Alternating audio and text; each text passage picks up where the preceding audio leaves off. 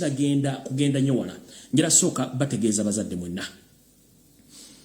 ekigendererwa eky'abantu bano si kuba nti balina kye babayambako nti babagema abaana bwe balina kye batuusaako nedda abantu bano balina ekigendererwa ekyokukendeeza ennamba y'abaana mu Uganda ne ku lukalu lwa Africa era ng'omuntu asinza okuumamu ekintu kino ye mukyala owa health oyo gwe bayita Ruth Aceng kubanga bakolagana ebitongole eby'abatujju ebirowooza mu biina kye bikolera omwana w'omuddugavu kumbe basaanyawo musaanya ebibaluwa bitandise okutambula kansoke nzannye ka video kanduke mbasobera ekibaluwa kino omukyala ono yayogedde bw'ati kansoke mbazannyire ka video kano yayogedde bw'ati Nobody should tell you that Ministry of Health is forcefully vaccinating. No, kansoke mbazannyire ka video kano ke yayogedde bw'ati yayogedde bw'ati njala mukawulize bulungi bigawo byayogera ndyoke ngere ku kipapula kino kye batandise okuwandiika yagambye bw'ati Nobody should tell you that Ministry of Health is forcefully vaccinating any child.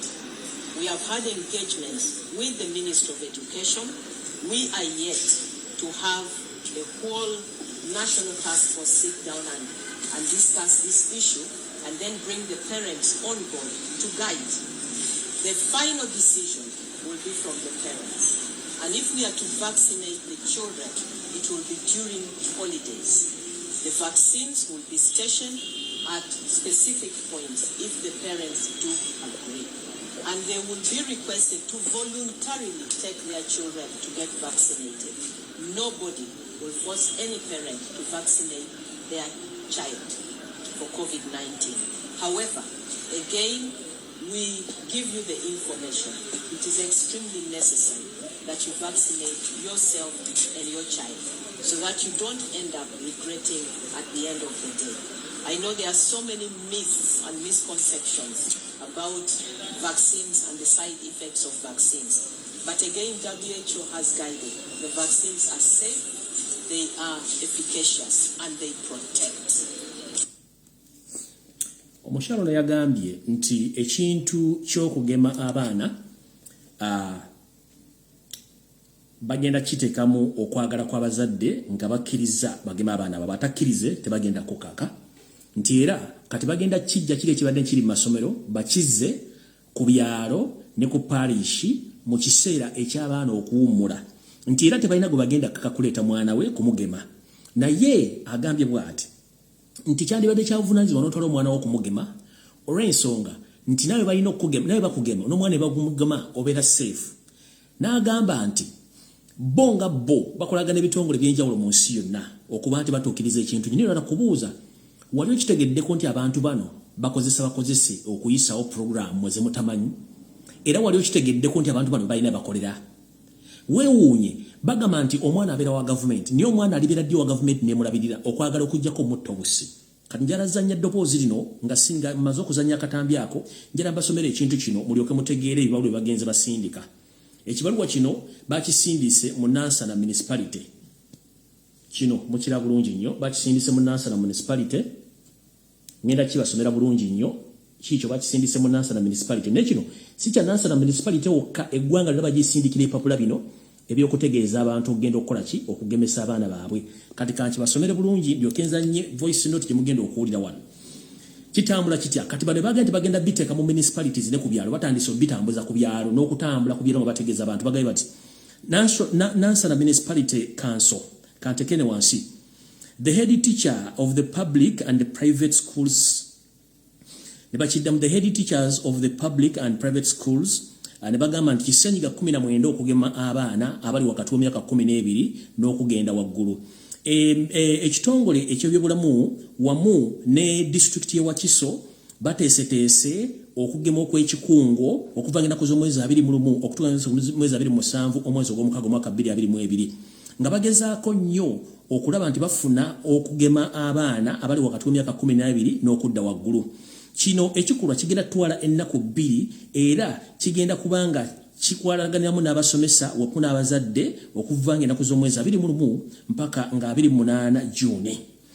Ekiki ekigendererwa ekiri mu kino ekyebbaluwa eno mbubbo basaba okuyambibwa kwabwe okuba nti mutegeeza abantu bonna n'abazadde n'abayizi okuba nti bagenda basobola okuba nga bagemebwa olw'okuba nti kino kiteekeddwa okuba nga kikolebwa guno okusaba kusekeddwa okuba nti n'abasomesa bennyini bakyenyigiramu okutegeeza abazadde n'okutegeeza abayizi bennyini okuba nti bagenda okubagema. Kati kino ekibaluwa kyo kya Nansana Municipality bagenda bisindika buli wamu. Kati bw'omala okuwulira ekibaluwa kya Nansana Municipality, ngenda kuzannyira eddoboozi lino liri mu ddakiika 10 ngenda kuzannyirako eddakiika 3 zokka owulirize bulungi olyoka ofuna obwongo. Njagala owulirize eddakiika zino 3 zokka ogula obwongo bulungi nnyo ebigambo bagenda okwogera ngenda bikuddiramu. Wuliriza bulungi nnyo. In Africa was to reduce the population. So to give aid to countries in Africa, not clean water and schooling and things like that, but contraception and abortion. In order to shrink the population of Africa because they have great mineral resources there. That sounds diabolical. It is. Yes. That sounds like something conceived in the mind of Margaret Sanger. Yeah, definitely. And so at the time, Kissinger and those involved with the Carter administration wanted to shrink the population, make sure that the Africans do not develop and do not use the resources for themselves. Because we in the States, we need them. There is a concerted effort of foreign powers to control the population of Africa. Africa is a huge continent, could feed thousands more people, but the policies of the West, especially in Europe. For example, between 1990 and the year 2000, the United States, Canada, and Europe contributed about $6 billion in contraceptives.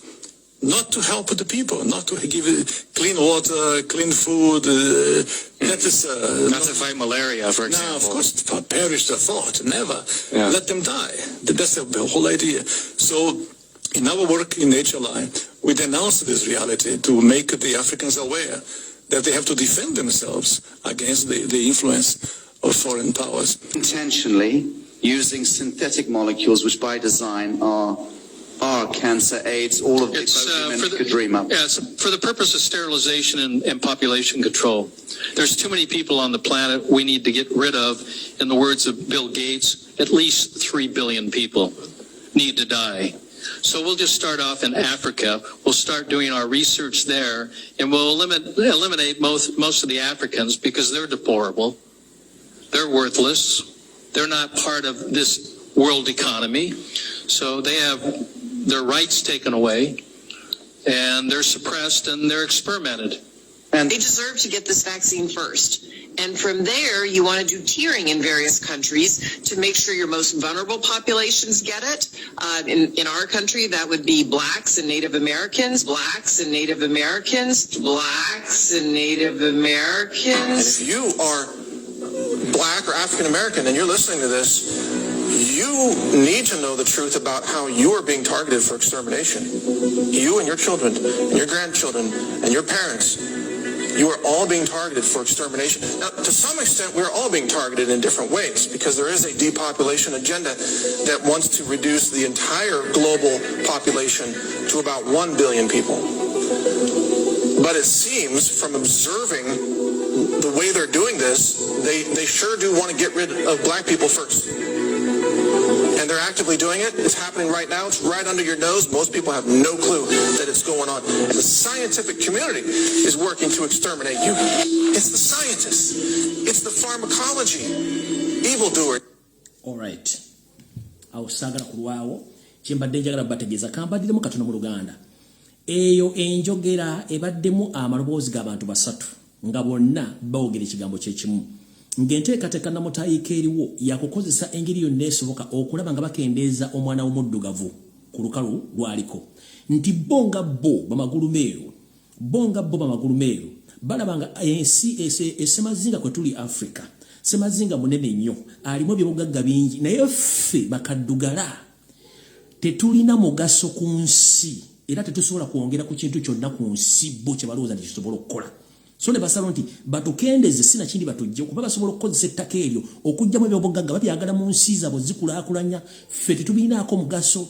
Ekyokubiri basobola okukozesa ettaka lya Afrika okulimako emmere okubanga bo bwebali so bagenda kikola kata balina okukola buli mu ngeri yonna esoboka okukola nga bakendeeza ennamba y'abantu ku nsi naye ng'ennamba esinga balala kusooka kukozesa muddugavu omugyewo nga bakozesa enkola zaabwe zonna zisoboka naye nga batagetinga race oba ekkala y'omuddugavu okuba nti bamugjawo nga baagala okugjawo obuwumbi busatu obw'abantu nenga ennamba esinga obungi bagenda tandikira ku lulyo lw'omwana omuddugavu wonna waali. Nebaga nti abaddugavu temulina mugaso, temutegeera, temusobola wadde kwongera kuwawudde economy ekintu kyonna, muli useless. Kati bwe mbanga ndi useless, ate onnyamba otyoga nti ogenda kungema ng'omanyi ndi kyongema nkimanyi. Gwe lwaki bakulaga nti abakulembeze bakuba empiso, waliyo nga bakuba empiso eddagala bye bakuba. So nno muzuukuke kye mbagamba nti muleme kutwala abaana bammwe bagema era temukkiriza. Era oli waddembe okugenda n'owaabira omuntu yenna kkako okugemera obuwona kubanga eryo ddembe eryo nga gwe omuntu azaala omwana mukitegedde bulungi. Kati Munayuganda ali eyo ebbaluwa gye basomedde kiba planinga kiri gy'oli gwagamba nti wasoma bali wasoma kakano bati wasoma naye ng'olina okuguka amaaso okutegeera ebigenda mu maaso. Ensonga zino tugenda zisanga ku mutimbagano ono olw'ensonga bannannyini abafuga emitimbagano gino be bannannyina puroguramu eno tebajja kigamba. Yensonga lwaki ti Africa teggwamu ntalo abagiguze mundu be bani bebbo. Yensonga lwaki Africa teggwamu bulwadde abakola obulwadde be bani bebbo. Yensonga lwaki Africa gy'ogenda bakusosola kubanga tebakumanyi ng'omuntu bakumanyi ng'ekisolo. Olunaku lw'olizuukuka n'otegeera nti ndi muntu lw'otegeera obuvunaanyizibwa bwo. Abasajja bangi ab'obuvunaanyizibwa mu Amerika abaddugavu abagibwangawo ku mudugumu gw'omundu olw'okuba nti bayogeranga ebigambo ebiggula bannaabwe amaaso n'okubalaga ekkubo wa gye balina okulaga. Kyekibadde ekigulalo gikyaliro era nkifundikidde. Buli mugezi bulira munno, bulira munno ategeere musobole okuba nga mwebereramu. Ekigulalo gikiwedde kati ntandise vidiyo yandeese.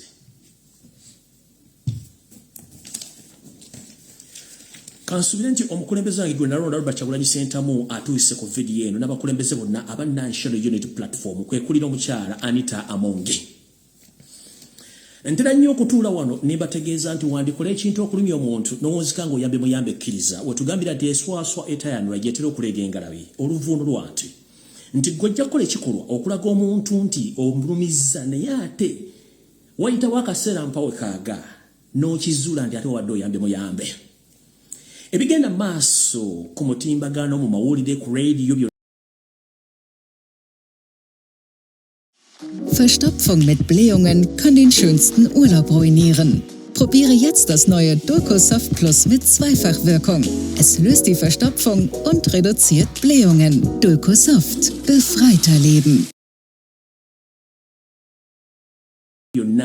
Byewuunyisa era yampona era birimu atankane ng'empale za Yoseki Bahura Tabasira wa Kalekezi nsi yaleeta okutambula kulaba okudda kunyumya ababaka abamu bali ebeewuunaganya abamu bategedde ensonga nga bweri.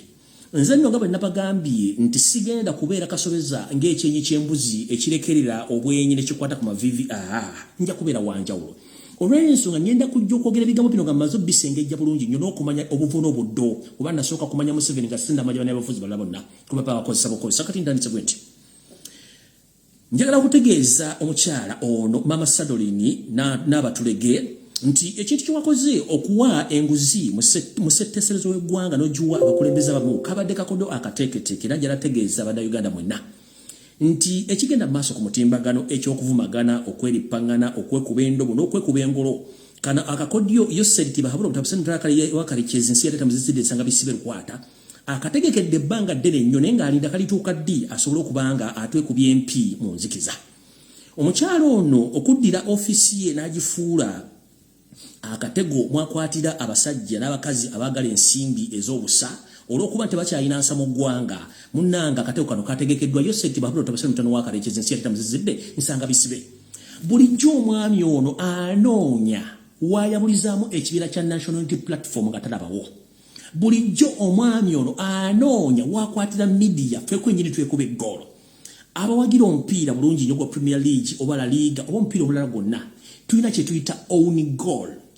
Tuyinza okuba nga bakubye free kick oba basimbudde koona oba mu luzungu kye tuyita set pieces mu lulimi olw'emizannyo. Set pieces mwembeera amakoona mwembeera ne free kick.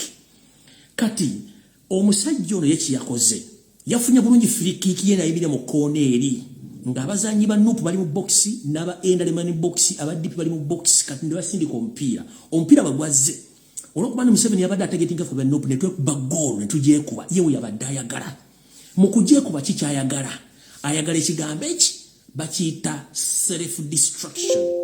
Atamanyi kigambo self destruction ye muntu okweyimbamu ogwakabugu ng'olaba kubanga agezezzaako okuvuma Robert Kyagulanyi Ssentamu ne kigaana agezezzaako okuvuma buli ekyetaagisa ne kigaana ne balumba buli ekitegeeza ne kigaana n'agamba tukoze tutya okujja NUP eno mu kkubo era tugikuba ekigo kye tuta self destruction ye muntu okubanga nkuwa ekyokulabirako ye muntu okubanga wettoola bagwe kennyini nga tewali akukotteko kyekigenda maaso mu kibiina kya National Unity Platform kati essaawa zino Museveni yakikoze atya yaddidde mukimanyi bulungi nnyo nti nabagamba FDC is part B eya NRM mujjukire NRM erimu bakaders abasoma balina PhD bana masters how dare nti omukyalo ono just alina kamya degree nga ne degree y'amateeka teyagisoma si yetuli ebibuuzo ye speaker kati ngali wa FDC deputy we yali wa FDC kati ye deputy speaker ngani wa FDC batuka okuyitako NRM ko kasi yonna omuli abasajja basoma kubanga it was a mission nga nteeketeke awo tetugenda kulwawo omukyalo ono bazze bamukozesa okuwenguzi ababaka ba parliament nenga tusirise tutuka katukireke kati ekirala ekiriwo kiriwo kiti Museveni bw'amala okuteekateeka omuzannyo guno bwetu yamanya nti abantu baagala nnyo ssente ddala Abanayuganda mwagala nnyo ssente okusinga ekintu ekirala mu NUP oba mu National Unity Platform mukulu we oba muto we General Salim Sara Akandanaho yabadde agent agula buli political opponent yenna kabere independent kabere nga ine kibiina lwaki yakuwa ssente n'osirika oba n'okola by'oyagala kati wabaddewo okuva lwe twagenda ndifuna ekibiina kya National Platform Museveni yajagala okwabuluzamu ekibiina kino nga talina ngeri gyakyabuluzaamu kyekisooka ekyokubiri Museveni yajagala okusula Robert Kyagulanyi Ssentamu nga talina bwamusuula naye nga kyalina okukola kwe kufuna agamu ku mapeesa agalimu mu NUP gasule Robert Kyagulanyi Ssentamu n'ekibiina kya NUP nga mapeesa ago gali silent bwe bali tebannankwata ekintu kino bakipulaninga nekitegeerako nekyogera ku katono bwe bankwata ne baagala bakozesa opportunity eya breakaway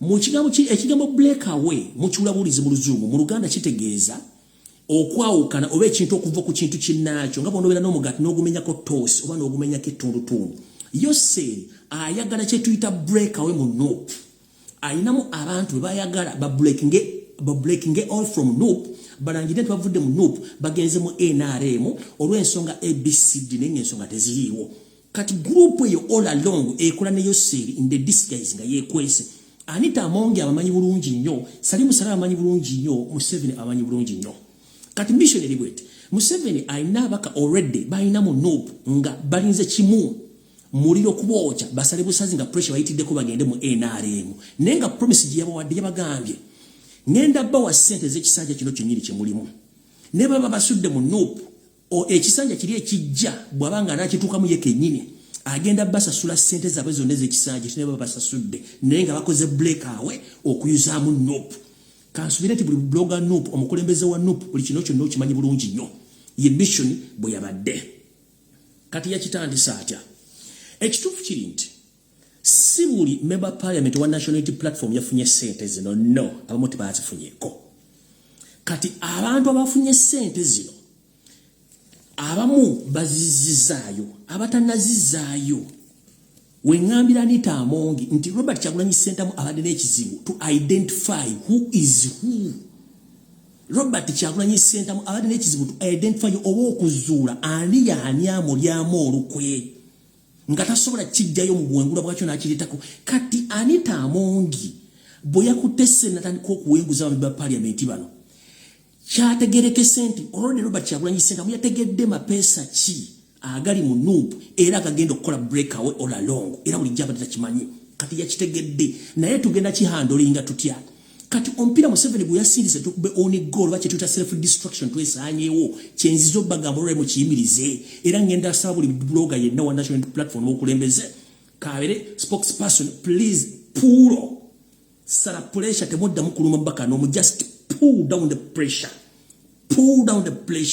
batu setinze self destruction tukube goal feka bana abasajja bano nyegeri java mu NUP kubanga bakimanyi nti amasanyalaze gakyabwe ngasigala amasanyalaze teri muntu yenna mu Uganda atayagala Robert Kyagulanyi Ssentamu kati bo beerabidde nti the moment kasitova mu Kyagulanyi Ssentamu oba kasitova mu NUP akawutojja kufuna kati bwe bakitegedde bwe tuna abasindikiza nnyo tubavuma kitegeeza Museveni abagemize kyabayagala ne bwe tubaleka wano nga bali ku musingo kitegeeza tuba controllinga niwankubadde Kyagulanyi abategedde nti bali bankwe kati Anita Amongi we mugambira nti wandikola ekintu okwagala okulumya omuntu n'owuzika ng'oyambe muyambe ekkiriza yes abaka bamuwa bawadde ssente naye ffe watuyambye to identify who is who.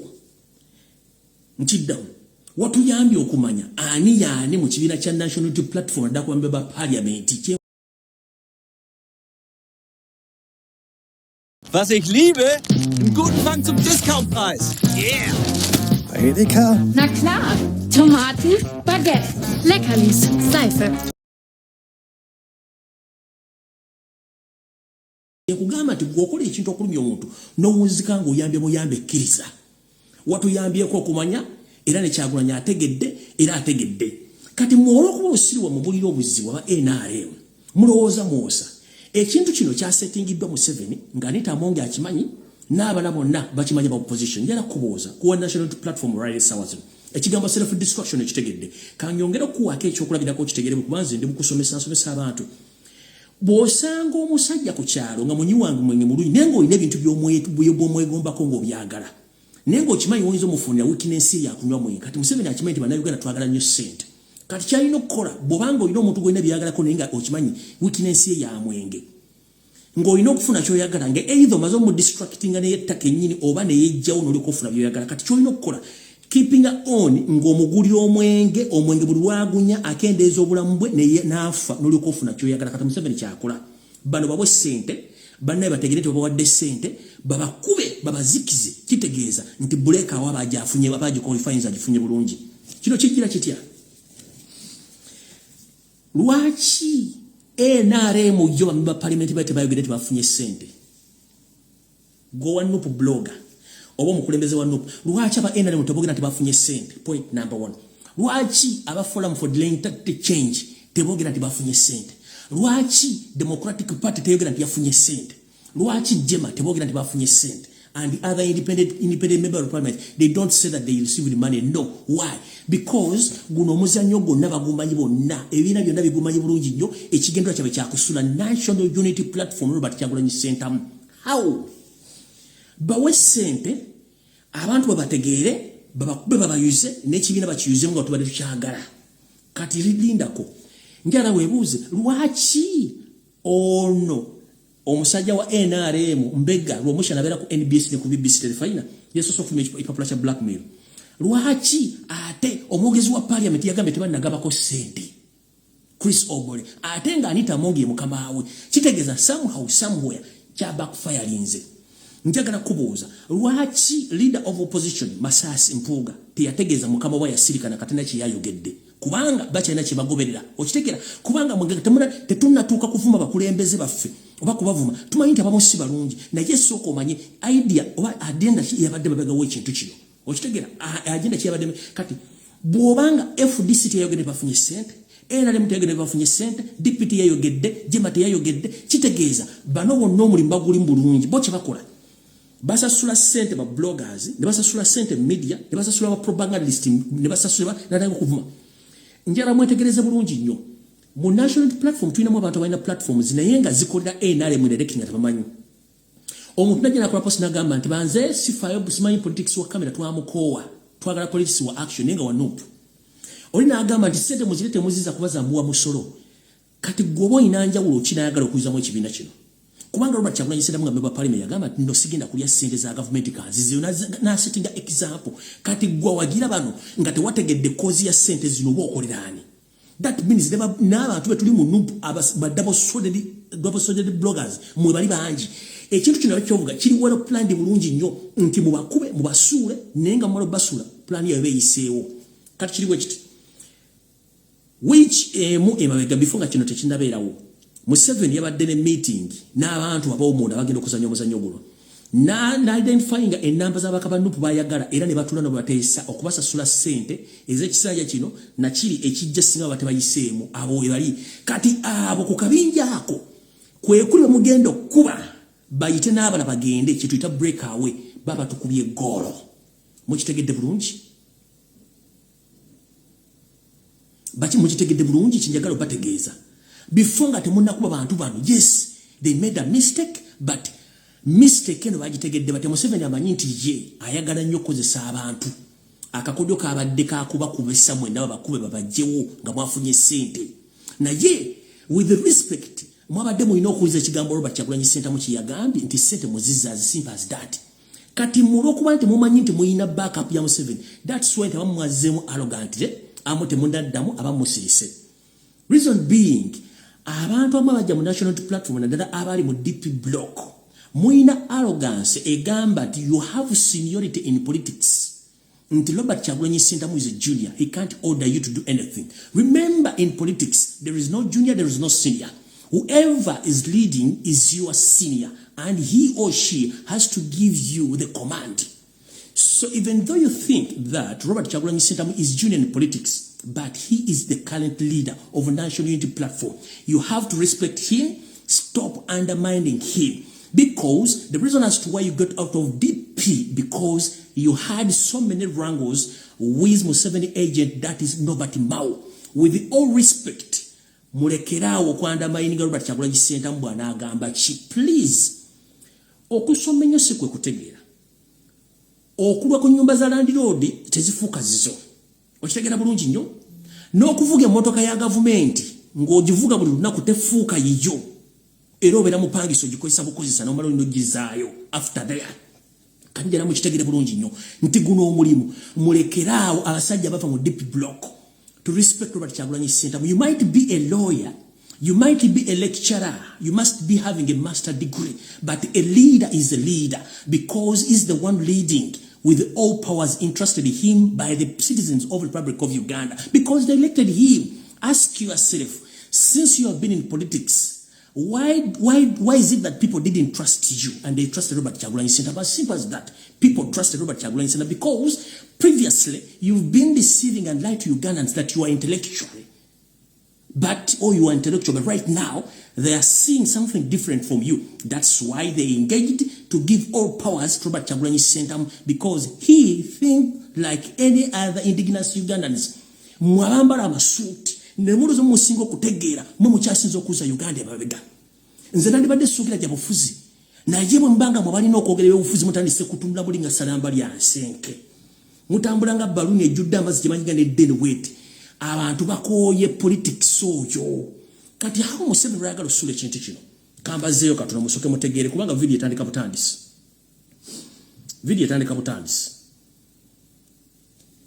Maika tebatola mu history, nze najja basomesa buli kimu kibagambe.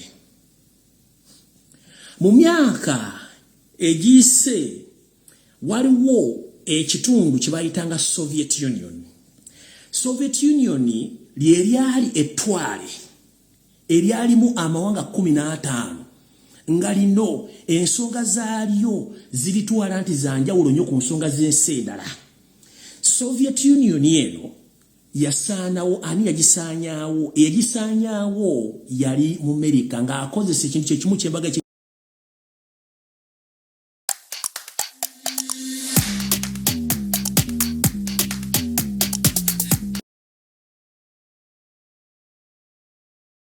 kibayita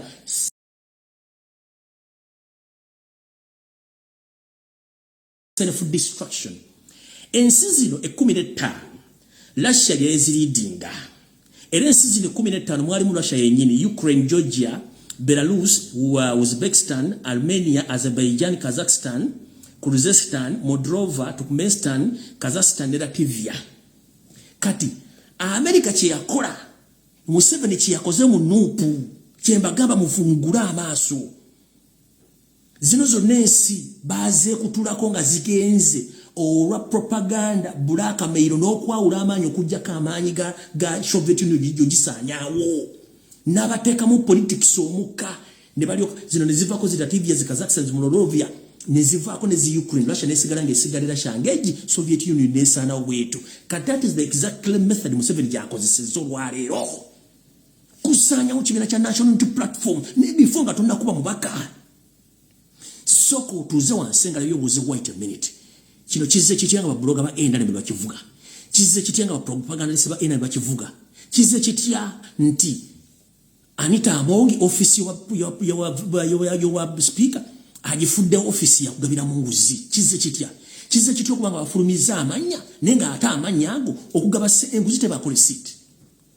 What would why the enguzi tebakole sit? It was a bribe, which bribe was driven to divide NUP ne timu yayo yona kaniba mutegedde engeri gye mu Soviet Union yengeri bana akakodi ke bakoze fe twesanyewo fefeka nga twesanyizaawo although obane wankubadde njala bategeeza bino byonna byabaddewo nga bwe nabasabye tulinde omukulembeze waffe Kyagulanyi Ssentamu kyagenda okwogera olunaku lwa n'abale press conference naye nga already yawandiiseeko n'abategeeza bw'ati yagambye bw'ati yagambye a true freedom is when you overcome the fear of death yagambye emirembe emituufu gituukawo ng'omaze okuvuunuka okufa and the love of money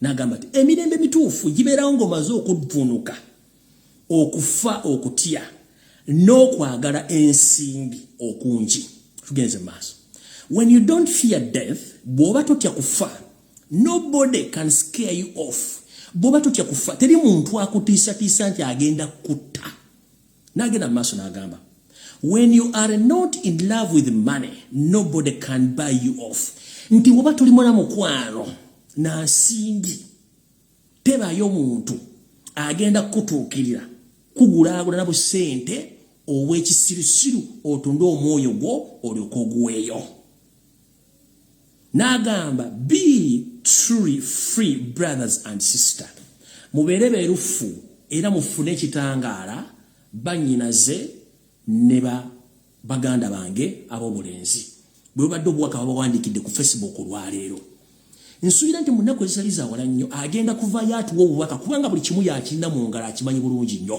era ne bafugana babamanyi bulungi nnyo naye ffe kyenjagala okugamba ti Anita Amongi wakoze ekintu okusanyawo NUP ne watuyambye okumanya wawe tuyimiridde ani yaani era tukitegedde maama kyenvudde ngamba nti wandikola ekintu okulumya omuntu n'owunzika ng'oyambye muyambe ekkiriza enswaswa tayanula yereega engalabi ekyo tukitegedde bulungi nnyo okitegedde bw'obaka omukulembeze bw'awandiise kati ngenda kusaba buloga yenna wa national platform nga tonna kuva omukulembeze sooka omuleke cool down we were set a trap gye tulimu essanza zekyuzanyiramu so which trap bagiyita self destruction Museveni abadde eri ng'atudde aseka tamanyi nesali musala agenda kufa ng'asekaga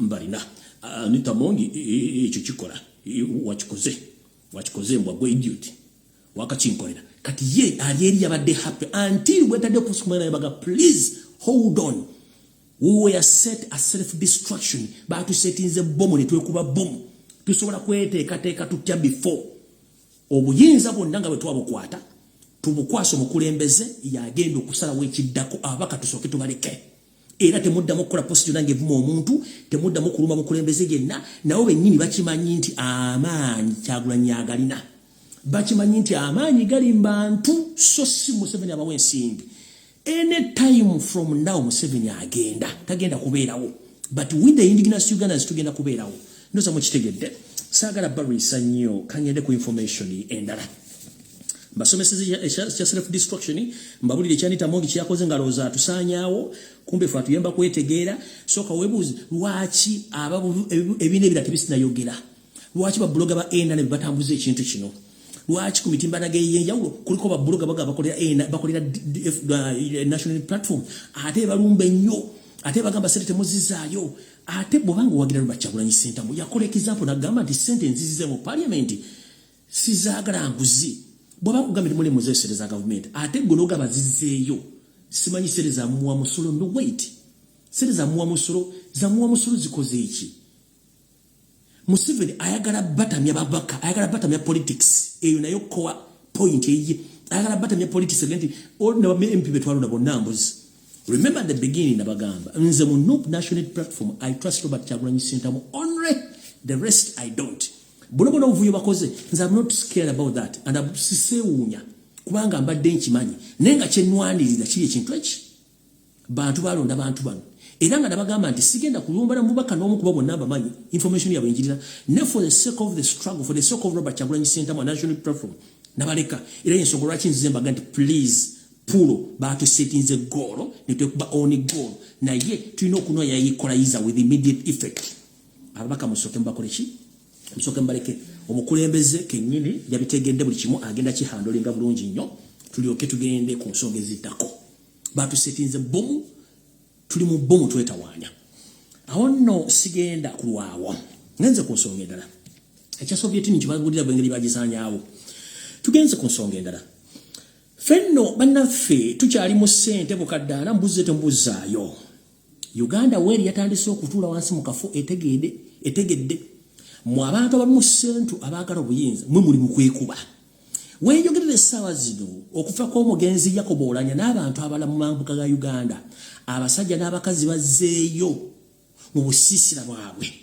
bagoberera ensonga nga bwe zitambula era bayina ekintu ekitambula ku gulawundi eky'okutwala obuyinza fe tuli muzizzeeyo ono yalidde bw'ati nze sikwagala ono oli bw'ati gwe lubadde towampa ku ssente lwaki mwabbye ssente mmwe abakyogera muli Baganda gavumenti ebafuutu baddeko yamugwira musajja munyarwanda muli mwekwekuba mu Northern Uganda now they are set ekyokubiri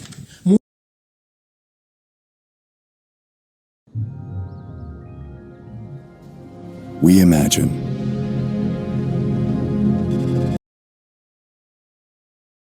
Western side of the country, by indigenous Ugandans, they are set to get power from Rwandese. Ekizibu kye tulina nti buli omu ayagala kufuuka master in this game. Ekizibu kye tulina buli muntu ayagala kwogera ku politics, which is okay. Naye politics omwogererako mu koweki. Byoyogera bigattako bizimbulula. There are two things. Waliwo okuzimba n'okuzimbula. Kikyogattako. Ekisooka tulina okumanya nti abantu be tuligiringa nabo bamane hungry. Ate njagala bajukiza, money is just number. Tewali yali abaze sente n'azimalayo. No. Money is just number. More money, more problem. Bw'ofuna sente nyingi n'ebizibu byeyongerako okubeera ebingi. Ekyo nkibategeeza. The more you get money, the more problems comes to you. Okitegeera? More money, more problems. Mulina okitegeera gy'oko mufuna sente nyingi n'ebizibu bikweyongera. Kati Museveni yamanya ekintu kimu. The only weakness of all Ugandans, but mostly the Baganda, is money. When you give them money, you take each and everything. But if you don't give them money, they are more dangerous than a snake. So he knew that Baganda, they are good at talking, but they lack actions. But if you want to distract them, just give them money, they will keep quiet. Akuwadde millionaires kandi agenda kutwala billions. Kati kansoke ngende ku information endala. Njagala webuuza ebibuuzo bino nga tugenda kuba tukyaseetuka. Njagala webuuza ebibuuzo bino. Olowooza waaki tewali muntu yenna ayogera ku budget yasomeddwa enkalo. Ask yourself as to why all MPs and all Ugandans, they are quiet about the empty budget which was read this week. Nobody is talking about the empty budget, but we are rushing on the 40 million bribe which was given by Tamongi. Nobody is talking about the empty budget which was read this week. Nobody is talking about that. Kubanga muchimanyi ono yazze okusoma budget nga amaze okusetinga sente ziri kubanga zino sente zibayitadde mu budget ziriyo. Already Museveni yeteremu sente ziri abnormal. Ngenze maaso ekyo kibuzo kirimu. Ekibuzo kyokubiri. Ask yourself that nobody is talking about the Congo conflicts as we speak right now. Tewali muntu yenna ayogera ku conflicts ziri Congo, whereby the indigenous Ugandans who are serving in UPDF, they have been killed in numbers and their bodies are still in Congo, but nobody is talking about that. We are just rushing on 40 millions. There are some national issues we must talk about. Even the MPs, they don't talk about the current situation in Congo. Rwanda has been chased out of Congo. Uganda has been chased out in Congo, but nobody's talking about this issue. Millionaire. But your brothers and sisters have been assassinated and killed in Congo, and they are not paid. Millionaire. We have to place these MPs to ask them questions. What is budget? But we are quiet. Ask yourself, nobody is talking about the Moho's project which is moving across the country. Nobody is talking about Moho's project. Moho's project begins as the birthday party. Right now, from the birthday party to drinking party, from the drinking party now to football tournament across the country, nobody is talking about that. But millionaire. Moho's project itambula. Yasokera mu birthday. Nedda mu kunywa mwenge, neva mu kunywa kati batandise football tournament, kati zitandise n'okuflopinga. Nobody is talking about this. Njalo muri MPR to era yogende ku Muhoozi project. As if they are not seeing. Bandi badde babuuza bali ku National Security Committee ya Parliament. We see that it's not constitution this boy to move around the country. Organizing party for what? Because we the people in opposition, we were stopped from consulting our people from every constituency. But why is it that Muhoozi Laga is moving across the country, setting up parties for what use? Nobody is talking about that. What is taking place in Uganda? Chigenda maso mu Uganda. Tewali yogera ku kintu kya Muhoozi project ninga kiri unconstitutional. Bwanga mu parliament bakutera wetteeka togenda mu constitution okwebuuza ku bantu. Naye nga Muhoozi atambula from Monday up to Friday agenda buli constituency buli kintu kintu ate mukutambula tobuuza oli awo. Tugenze maso.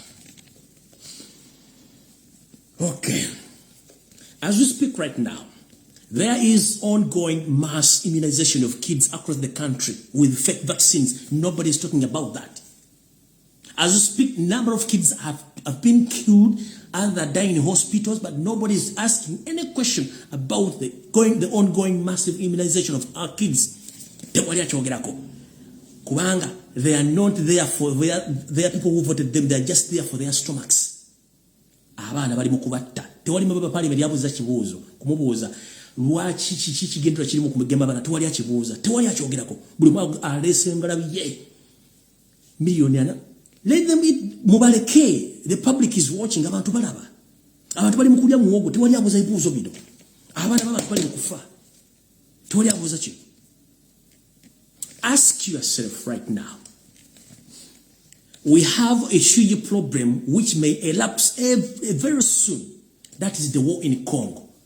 But if I may ask one question, what is the main purpose or what is the main reason as to why UPDF was sent to Congo? And I must ask these MPs, why is it that Museveni asked for supplementary money in the parliament which went to construct roads in Congo? For what use? Jebaba gobye basindika billions and billions of bagenda bakole engudo ngano kampalo lye engudo za bitaka munakivu wenu wansi ku park enkade wona wafu ne mukwata serezo mu musomo ba parliament muzo Museveni agenda zimbe Congo jibamugobe sawa zino sente za fezi bazitwala mwasi papa mwali musitude ngala bize mugere munonye sije bazisindika mwazi wani sente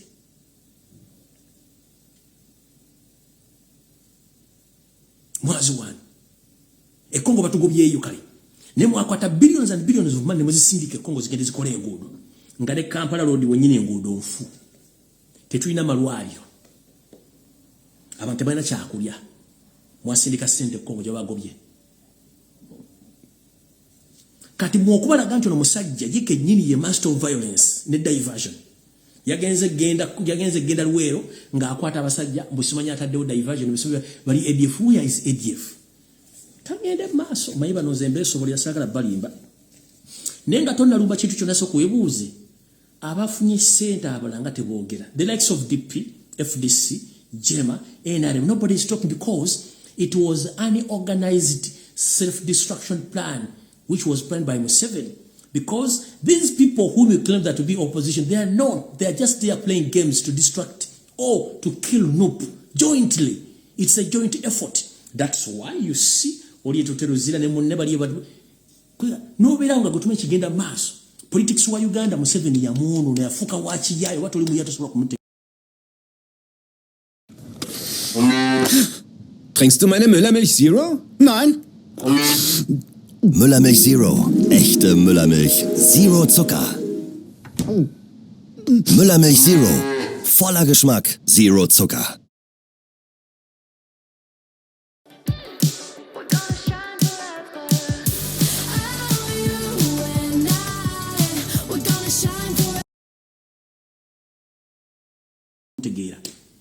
Kukusasula blogger bavume kyagula ku Monday from Monday to Friday baba distracting baba take ma blogger baba distracting to disrespect leaders mu chimba chikola so kawebuze lwaki bano tebogera ku bintu bigenda maso mu gwanga nobody is talking about that fe tuli bukwekuba ngenze maso kati ensonga endagenda maso njala mu mpulirize bulungi nnyo tuli mu kulya naye katonga jjula wetwogerera abantu bangi mu bitundu wammanga bali mu kuttibwa era n'amataga gatwalibwa naye tewali muntu ayogerako.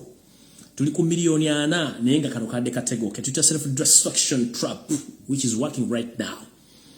Njala bagamba nti era nga bategeeza nti omusajja oli bambi eyattibwa mukulu mugambwa oweewero ennyumba ne bagikuona wala gitwala ettaka ne balitwala.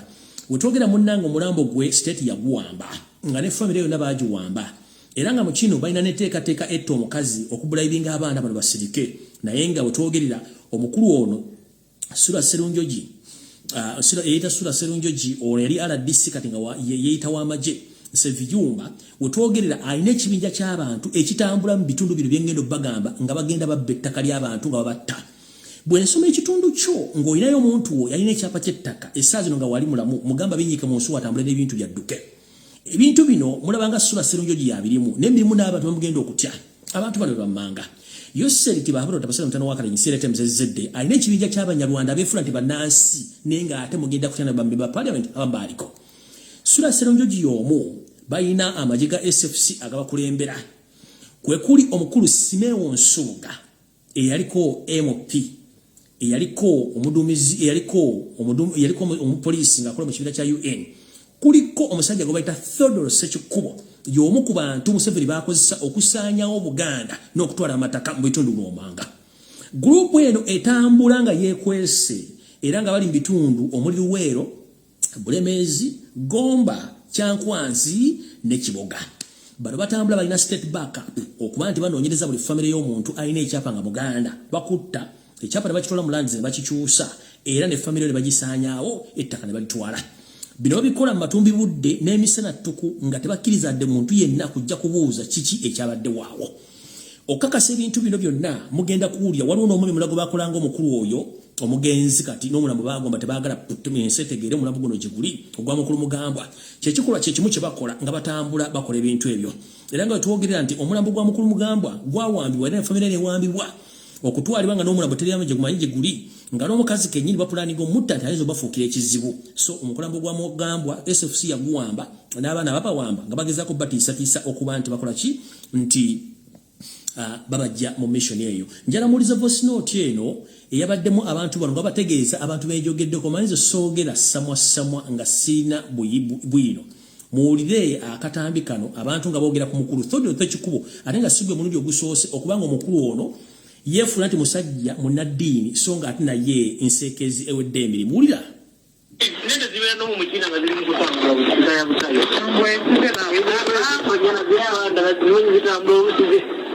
obuli musajja bamuwuuza nabati kusanga obusi 10 ziri omukiina tebazikubona zikwate eyo tezirina gyeziwona endambulo zirona zikuakyalina waalisiza nteze kalina tamanyina gye ziri nakati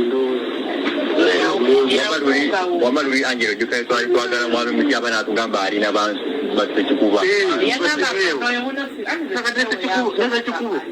mulabyeko yokusaba kubanga bulali manyi bala yavudde nayo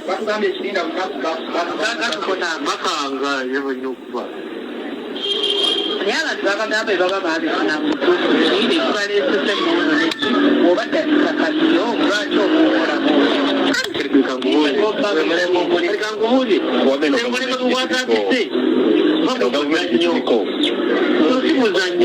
ate omuntu waba ayagala ettaka afazali ova nedda babangera ojjukira bwe baali baagala opimeeya wakati bagenda basirikale ebyalimu RDC-kuba nemugamba you shoot me ogiina ebyalimu naye bale RDC nenzera ku mmotoka nenzukuba oyo mukulu Theodore Sekikubo Simeon Nsubuga kyokka omusajja oyo yeeyita Orthodox era mumusanga ayogera musajja mugonvu nnyo naye musajja naye munyarwanda weewuunye ekimuleeta mu magombola mu masaza gano gonna nga wuli weerwa emiyaga jjukira babala lukola lwonna ddutwala bo nga bakozesa sisitiimu y'okutta.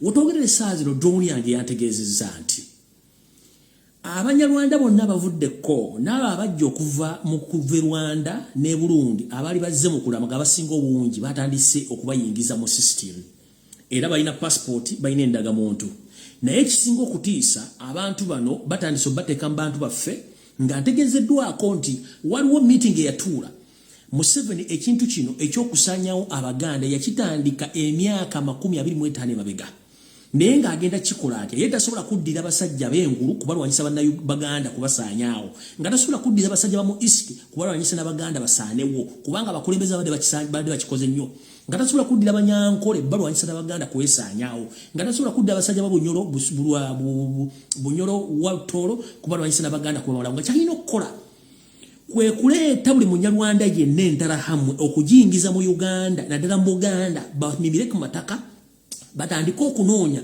Muganda kyayina ettaka Muganda kyasigazizza ekyapa era nga kakodya akalala kaliwo mumpeme munne kale kyezikayihura era omusajja omunyarwanda ono ayina omusayi gw'abasajja Abaganda mu ngalo ze gusimanyi bulungi ne mutowe essaawa zino avundira mu banka erwakitula sere musale bayingiza amajambiya nkumuliitu mu bitundu ebyenjawulo nga buli munyarwanda yenna buli famire y'Omuganda emonitalingi b'Abanyarwanda bataano bwabanga mukazi akola obanga ali waka amonitalingi b'Abanyarwanda bataano bwabeera musajja amonitalingi b'Abanyarwanda bataano bano babayigiriza ennimi zaffe omuli Olunyolo Olutoolo Olunyankole Oluganda n'Olusoga n'ennimi bazimanyi bulungi nnyo gwoyinza okuba otambula nenga waliwo abantu bakutambulirako nga tomanyi yensonga lwaki mulaba nti kati nebatta omuntu njala mumbulira mukyawulira muligona ku radio nti Eruweero omusasi waffe agambye njala mugende ku radio muziwuliriza nnyo TV nti gana mule gafudde Eruweero gano gafudde Kyankwasi gano gafudde Gomba tebakyabisoma era okukwata ng'osindika eggulire lyonna erikwata ku ggula nti waliwo omuntu gwe basse wano oba ettaka lya gundi balitwala njala mumbulire mu bukyanga tutandika omwaka guno video kigi mwandibera ku television nga bagera ku ttaka nti bagobye abantu ku mataka njagala mbi video kigi wali olebe nga balagiro nali bagobye abantu ku mataka nyaba dali mu kugoba ku bantu ku mataka bali kubatta njala babuuza video kigi wali olabye kebere NTV kebere BS Telefina kebirani nga bakitadde ku radio wadde TV mbulira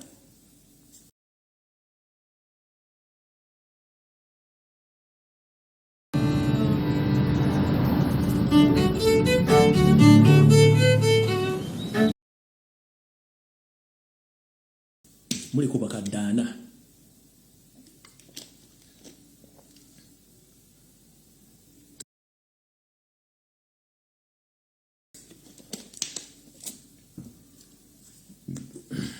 mbulira gwe mbulira wasanya kalo Charles Prima igasalo nga mulengeja bukyanga fuka katikiro wa Uganda yali agenze kuwali akatamako konna akalimu ettaka mu Buganda njagala mbulirawo Mayiga yali agenze ku ttaka ki mu Buganda libali bagubye ke batu nayimirirawo nayogera n'abantu abo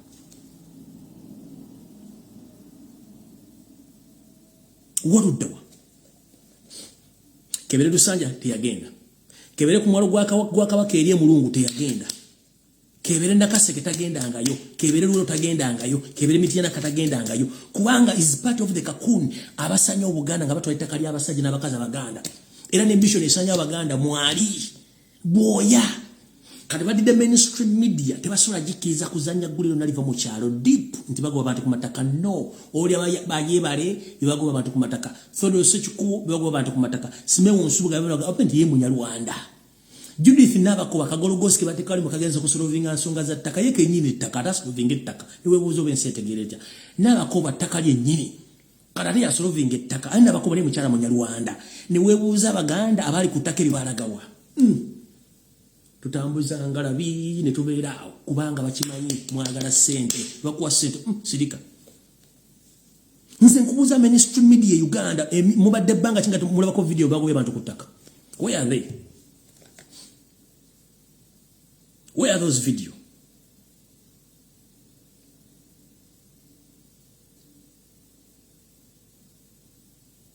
teziriwo kubanga tebalagala mu kitegeere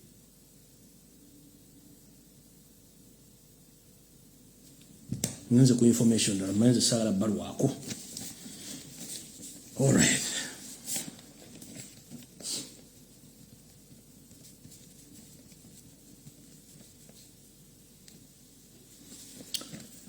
njagala Museveni bere ku video ne family yo omanyi tugamba eriyo kangana etonya ntulabe sisira bwezinkana emyoyo njala Abanayuganda mwetegereze nnyo ensonga ngabe nabagambye nti ensi tekungulwa tugikyalako bukyaza ko wayagifira butwogerere sawa zino Salim Sale George akanda nako eyito omusajja omusiraamu munyuwo omwenge nalya n'embizi nadde ne mukati ne yogoma. Wetwogerera sawa zino ekimbe kimbala embirizi.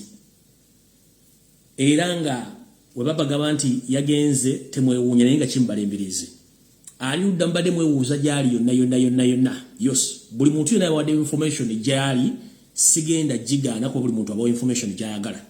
Era nze ngenda bagamba ekigambo kimu wali liddwale bajjanjala Museveni lyekyama. Kubanga bwe naga nti mbabuulye exactly point bannaffe bali bawa information mujjaga nti ate information gye babawa tekwatagana no. Ngenda bagamba byo bagamba byonna bituufu. Naye mujjukire naku zino bwe twogera information bagikyusa. Kajjala bagamba bati omusajja ono okusinziira ku drone zange jeno Salim Sale akanda naho omusajja mulwadde mu Yino. Era ng'essaawa yonna byasiba bikutuka. Ngira wetwogerera ali kusaala ali kusiigibwa kwa balwadde. Abakatoliki mwenna abakkiriza mu Katonda abamanyisa ekusiigibwa kwa balwadde kasita omuntu yenna abeera omulwadde n'omuteekerako essala y'okusiigibwa kwa balwadde mumanye nti oyo ebyo ebiritono. Nga bwe nabategeezezako nti ebintu ebyo n'ebisinga obungi batandise obbikuŋŋaanya n'okumanya abaana babirina. Kirwadde ki ekimuluma? Omwami ono alina embwa zimaguja. Alina zijjamani shapadi enkadde ziri ezasooka. Eze ziboggola n'owulira ng'embwa ewoggula ena sitirio ena besi ena luto alina ezo zimaguza zijjamani shapadi. Omwami ono ekirwadde ekirala ekimbala alina kansa gwe bayita intestinal cancer. Omukulu ono ng'oggyeko ziri embwa zimaguja zijjamani shapadi eziboggola n'abadde ajja okubba n'adduka. Alinamu ekirwadde kye bayita intestinal cancer oba kansa ow'omubyenda. Ekintu kino ekya kansa ombyenda nakibabuulira luli mwanta mukitegeera nti omwami ono bw'omula nti azimbye wano akeera ku makya nga yambadde empale endala n'akeera ku makya ng'empale tekyamutuuka olw'okuzimbagatana ng'omugugu gw'obuleega. Wetwogerera essaawa zino olumu amalina okwambala leesu nga sayizi naye mukendi yamususseko obunene n'ayambala bwambazi leesu. Ebifaananyi mutera obbiraba si lwakuba nti ayagala olw'ensonga nti akeera ku makya nga sayizi yazzeewo bugenda okukya nga sayizi endala yakyuse. Alina kye tuyita intestinal cancer, alina embwa zibagujja ziri zijjamali shepard enkadde ezasooka kwossa n'obulwadde obw'ensigo. Abamukolako abakugu bagamba nti kino kizibu nnyo okuba nti omusajja ono awona era taasulewo taakeese olw'ensonga nti omwami ono ensigo emu yafadda naye ng'ate olw'okuba nti alina ekirwadde kiri ekya intestinal cancer oba intestinal cancer tebasobola kujja mu nsigo kuteekamu nsigo ndala nti ate n'eri esigaddemu naye yeremereddwa. Kitegeeza ki? Kitegeeza tewepanganga Katonda ate era Katonda tomumuyomanga. Goyinza okubeera nga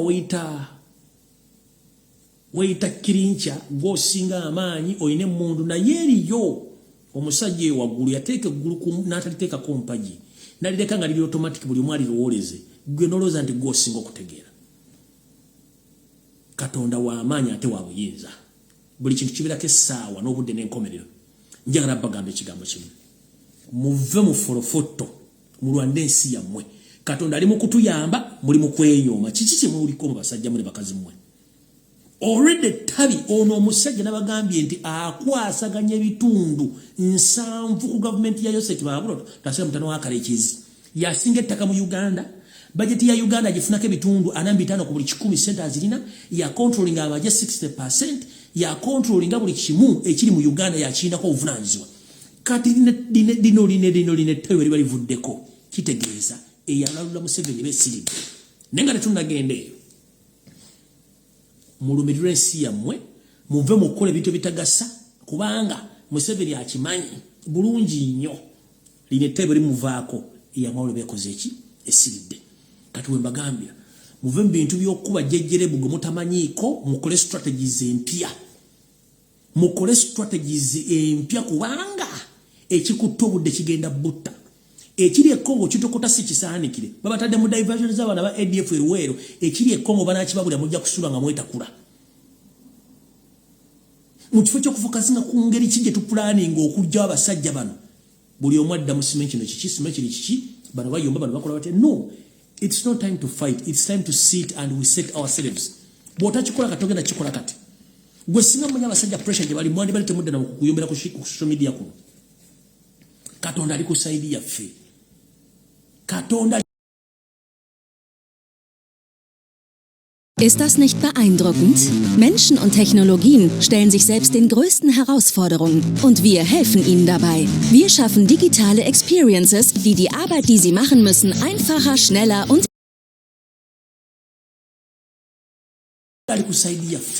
naye tuganya okutegera nti Katonda bw'atyo bwe yakola abaana ba Isirayiri baabonaabona mu nsi baabattira Bugirimaani baabattira mu Europe ne babattira mu Buwarabu ne babonaabona naye Katonda yabasindikira Musa n'abasomesa okubajja mu nvuba okubayisa mu mugga n'abayingiza ensi ensuubizi gye bayita Isirayiri gwakkiriza Mukatonda emboozi gye bakimanyi naffe nno tutyo mwenna abeebuzaabuza bafuka banaaba nga muli ku social media muvuma Robert Kyagulanyi Ssentamu muli ku social media mujje benguulo ebiga bye twogera ekiseera kigenda tuuka nga mufeesinga amazima naye nga amazima okubonaabonako mbonyebonye mu Uganda mwandibadde muzuukuka buli omu n'akwata munne mu ngalo ne tutambula abasajja bano enteekateeka yaabwe ennene naye njagala bagamba nga nyongerayo Yoseeri kwoli kuno nkimanyi Katooka nodda amaaso eringa ente erinnya loole gye banyiga omukira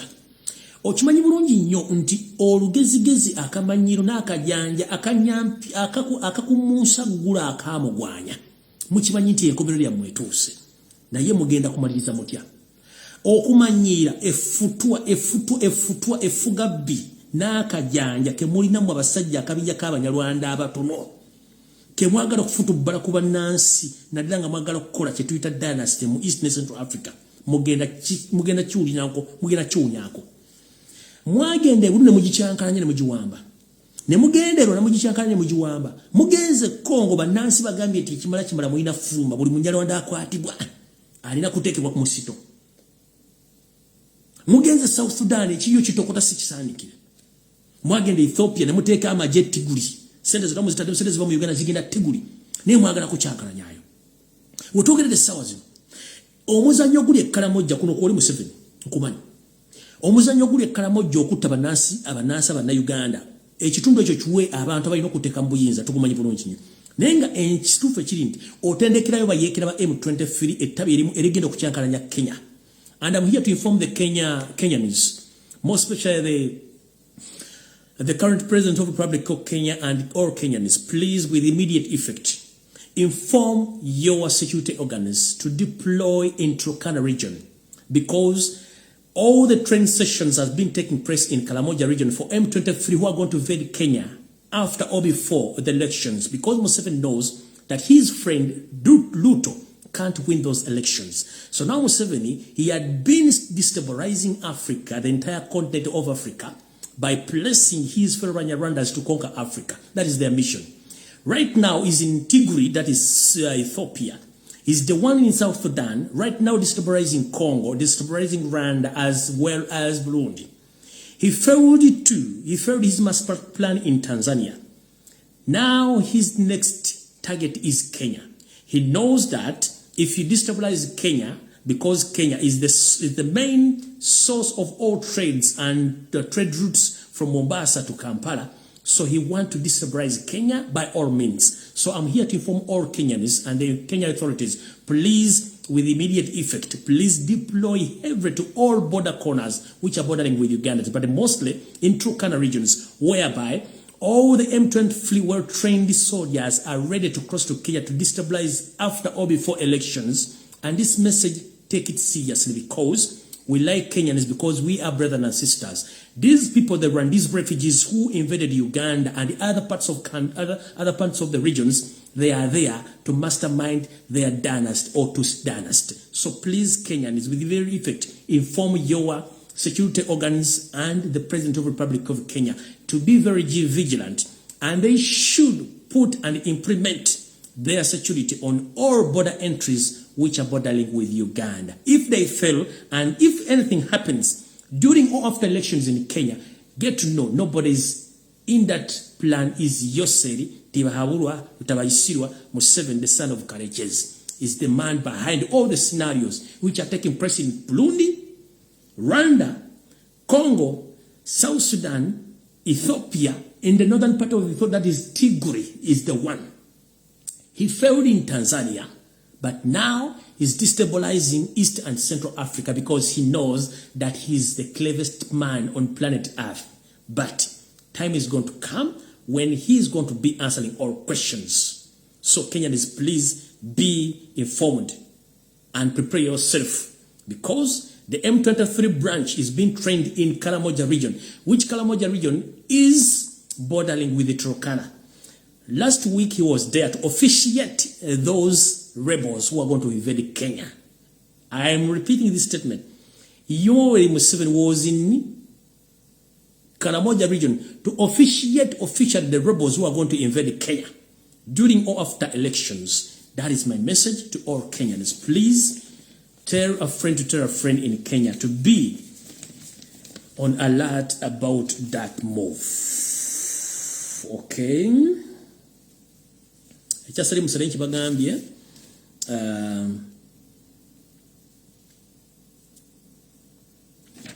ndowooza sina bingi bye ngenda kwogerako, obudde bugenze. Tugenda kusikana ku Sunday bwe muli Bulange Mmengo, saa zijja kubeera 2. Nja kusaba abantu mwenna abali mu bitundu by'emmenye